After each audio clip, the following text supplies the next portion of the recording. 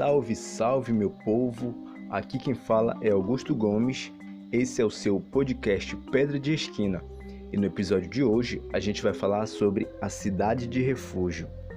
Bom, primeiramente eu queria relembrar uma brincadeira aqui de infância para introduzir esse assunto.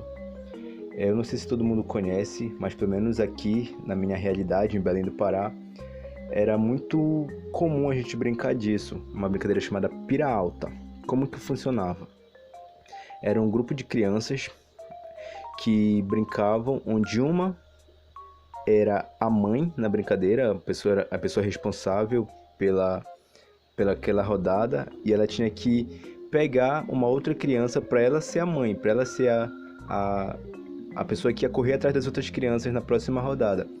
E aí as crianças tinham que fugir dela, e quando elas estivessem correndo, elas poderiam ser alcançadas. Mas quando elas subissem em algum lugar acima do nível do chão, algum lugar considerado alto, elas ficavam salvas, resguardadas. Então elas podiam correr de um lugar alto para outro lugar alto sem ser alcançada, mas se no meio do caminho elas fossem pegadas, no chão, elas seriam a próxima mãe. Então elas só seriam resguardadas se elas estivessem em um lugar alto. Se elas estivessem no nível do chão, elas estariam vulneráveis para ser alcançada e iam perder a brincadeira. E a pessoa que estava correndo atrás delas passaria a correr também e não seria mais a mãe na brincadeira, como a gente chamava. Não sei se ficou claro, mas como é que vai entrar na nossa história essa brincadeira? Existe uma situação na vida adulta que parece bizarro, parece uma coisa de brincadeira, mas aconteceu há um tempo. Imaginem comigo essa situação, como se fosse uma brincadeira de pira alta, só que valendo a vida real.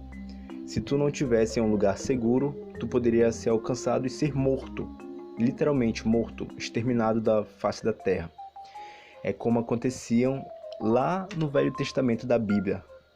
E é para isso que servem as cidades de refúgio. É como se elas fossem esses lugares altos, onde as pessoas que corressem para lá, que estivessem lá na cidade de refúgio, elas estivessem seguras da pessoa que tentaria matar ela.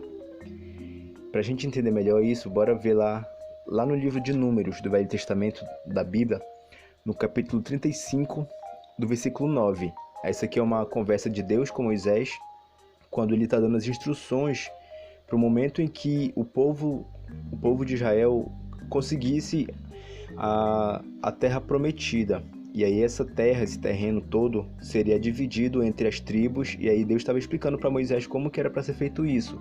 E aí nessa conversa ele fala para Moisés instituir essas cidades de refúgio. Bora ver lá, 35, verso 9.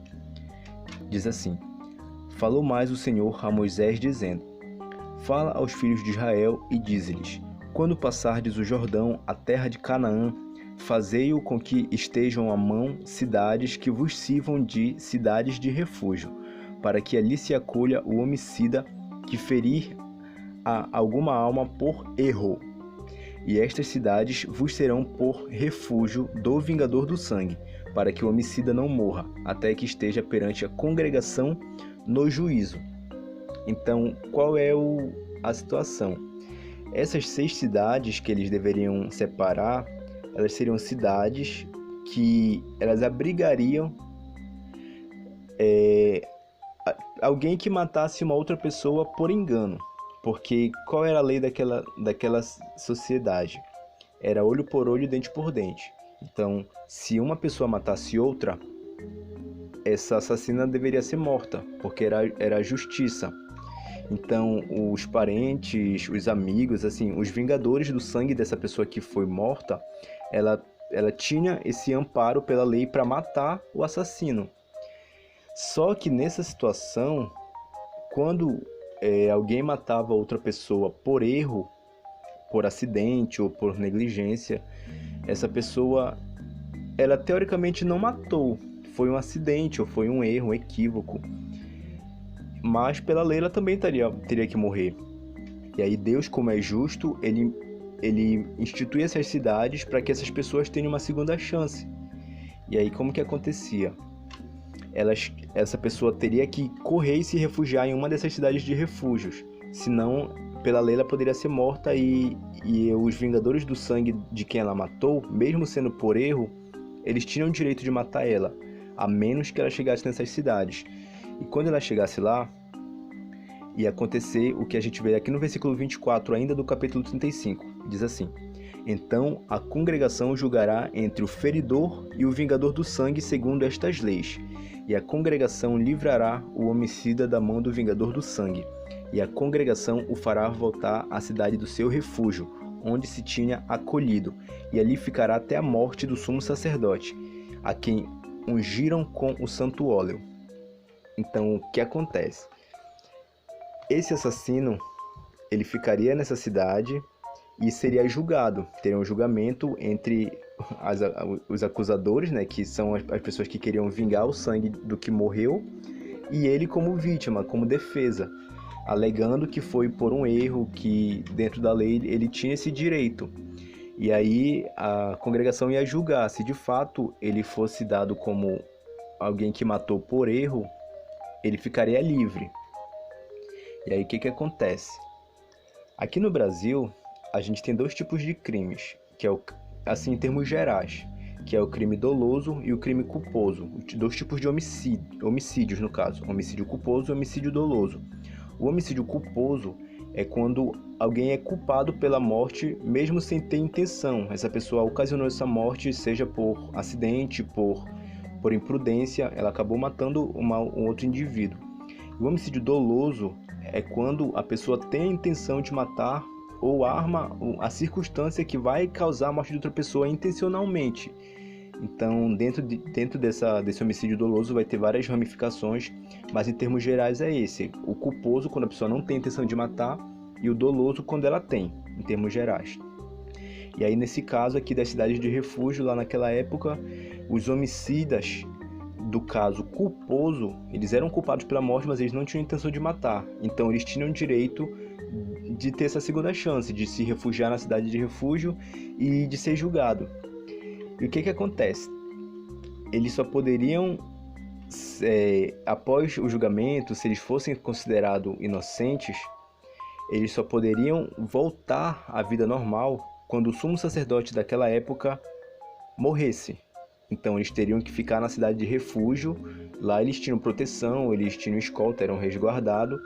Aí quando o sumo sacerdote morresse, aí eles poderiam voltar para a terra deles, para a cidade deles, para a vida normal deles.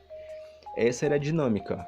Então era uma segunda chance para quem matava e conseguia se livrar daquela vibe do olho por olho, dente por dente. E isso aqui a gente está vendo falando do projeto das cidades, que Deus está falando para Moisés. Mas lá no livro de Josué, que Josué vai ser o governador que vai suceder Moisés. Então, no capítulo 20 do livro de Josué, a gente vai ver como que essas cidades de fato saíram do papel, do projeto. 20, a partir do primeiro versículo, diz assim: falou mais o Senhor a Josué, dizendo: fala aos filhos de Israel, dizendo: apartai para vós as cidades de refúgio, de que vos falei pelo ministério de Moisés, para que fuja para ali o homem que matar alguma pessoa por erro, e não com intento, para que vos sejam refúgio do vingador do sangue. Versículo 7. Então apartaram Quedes na Galileia, na montanha de Naphtali, e Siquém, na montanha de Efraim, e Quiriate Arba, esta é Hebron, na montanha de Judá. E da além do Jordão de Jericó para o oriente apartaram Bezer no deserto, na campina da tribo de Ruben, e Ramote em Gileade, da tribo de Gade, e Golã em Bazã, da tribo de Manassés. Então eles separaram, pelo menos aqui a gente vê as cidades que eles separaram. A gente então vê Josué obedecendo aquilo que Deus tinha instituído ainda lá atrás com Moisés. Então essas são as cidades. O que acontece? O que tem a ver com a gente essa cidade, além do termo de curiosidade de conhecer essa história? A gente também se aplica nisso de uma certa forma, porque quando a gente fala sobre culpa, sobre crime, sobre absolvição, eu não sei se é essa palavra, mas espero que seja, a gente também se inclui porque nem todo mundo é santo. A gente pode culpar alguém que matou outra pessoa, mas fora dessa dinâmica, todo mundo erra. talvez não com homicídios, talvez não matando outra pessoa de forma dolosa, culposa, mas todo mundo erra. E o erro no mundo cristão, dentro da Bíblia, é como se fosse o pecado. E o que acontece? Nós somos culpados pelo nosso pecado. E a gente vai ver que o salário do pecado, ele é a morte. A gente vai ver isso lá em Romanos, no livro de Romanos do Novo Testamento já, no capítulo 6, no versículo 23, que diz assim: porque o salário do pecado é a morte, mas o dom gratuito de Deus é a vida eterna, por Cristo Jesus, o nosso Senhor.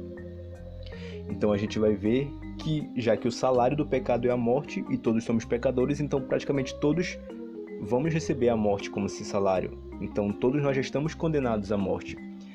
Teoricamente, no caso das cidades de refúgio, eles já estavam mortos, porque pela lei, matou, morreu. Então era só uma questão de tempo deles morrerem, a não ser que eles conseguissem fugir a tempo para as cidades de refúgio. Mas a sentença já estava aquela por hora, a morte. E para a gente é a mesma coisa, a nossa sentença já está paga. É a morte, porque é o salário do nosso pecado. Mas assim como Deus que projetou essas cidades de refúgios para Moisés, para dar uma segunda chance para esse povo, Deus também, ele ainda continua misericordioso com a gente, hoje em dia. A gente vai ver isso lá no livro de João, no capítulo 11, no versículo 25, que é a passagem de quando Jesus está falando com Marta e Maria, depois que Lázaro morreu, o irmão delas, e elas ficaram muito angustiadas, né, porque eles morreram e Jesus não estava lá próximo deles. E aí, uma dessas falas, Jesus ele fala para Marta, no versículo 25. Disse-lhe Jesus: eu sou a ressurreição e a vida. Quem crê em mim, ainda que esteja morto, viverá. Aqui ele estava falando também no sentido literal, porque ele tinha o poder de ressurreição, tanto que ele ressuscitou a Lázaro nesse mesmo dia aí, depois dessa conversa. E aí a gente percebe que também isso se aplica no mundo espiritual, porque ainda que a gente esteja morto por conta do salário do nosso pecado, ele é a ressurreição e a vida. Jesus é a ressurreição e a vida, e ele pode nos tornar a vida, mesmo que a gente já esteja morto pelo salário do nosso pecado. Mas o que acontece? Na cidade de refúgio, eles só poderiam, mesmo que considerado inocente. A gente é considerado inocente a partir de Cristo, porque nele a gente encontra a vida novamente. Mas na cidade de refúgio, eles só poderiam voltar a ter a vida deles normal de volta quando o sumo sacerdote morresse. E pra gente é igual. A gente só pôde voltar à vida porque o nosso sumo sacerdote morreu. E quem é ele? Foi o próprio Jesus, a própria ressurreição e a vida. A gente vai ver isso lá no Evangelho de Lucas, capítulo 9, versículo 23. Não, versículo 22, diz assim: é necessário que o Filho do Homem padeça muitas coisas e seja rejeitado dos anciãos e dos escribas, e seja morto e ressuscite ao terceiro dia. Jesus, ele estava predizendo a sua morte, e em seguida ele morreria e ressuscitaria. E para que aconteceu esse evento todo da morte, da ressurreição? Para que ele veio? Justamente para cumprir o sacrifício necessário para que a gente voltasse à vida. Então Jesus, ele vai servir como nosso sumo sacerdote. Ele vai ser aquele que morreu para que a gente voltasse que a gente voltasse à nossa vida normal, para que a gente finalmente pudesse sair da cidade de refúgio e retornar à vida. Então, essa dinâmica da cidade de refúgio, lá do Velho Testamento, que aconteceu há milhares de anos atrás, ela é muito real para a gente, porque nos ajuda a entender como que a gente é indivíduo como que a gente é como indivíduo nesse exercício do mundo espiritual. Porque a gente peca. Não vem dizer que tu não peca, porque até de tu dizer que tu não pecas, tu tá pecando, segundo a Bíblia. Então, a gente é pecador e a gente precisa se reconhecer como pecador e entender que, apesar disso, o salário que é a morte, ele não é um salário que já está fixo. É um salário que a gente pode receber o desconto dele porque a gente tem uma cidade de refúgio, a gente tem uma segunda chance, a gente tem essa oportunidade de ser novamente julgado, não só pela lei, mas uma segunda chance e ser absolvido a partir dessa inocência que a gente ganha em Cristo, porque Ele leva sobre si as nossas culpas. É por isso que o nosso tipo de crime, ele é culposo também, porque antes de Cristo, a gente vivia na ignorância, a gente vivia fazendo as coisas por erro, digamos assim. Então a gente não conhecia a verdade, é como se fosse o tipo de crime de homicídio culposo. A gente não tinha a intenção de pecar, a gente pecava porque a nossa essência pecaminosa ela é natural. A gente naturalmente é inclinado aos pecados. Então o nosso salário é a morte, por isso, por conta da nossa essência, por conta da nossa vontade e dos nossos investimentos mesmo em pecar. Mas Cristo ele vem justamente para nos tornar a vida, para nos tirar esse salário do pecado e ele morreu e ressuscitou para nos livrar. Então que a gente seja grato pelo livramento, grato pela cidade de refúgio, pela segunda chance e porque Cristo ele fez tanta coisa por nós e hoje a gente tem o direito de ter a vida e principalmente a vida eterna, que é a vida que no final das contas é o que vai importar. É isso aí, galera. Até a próxima.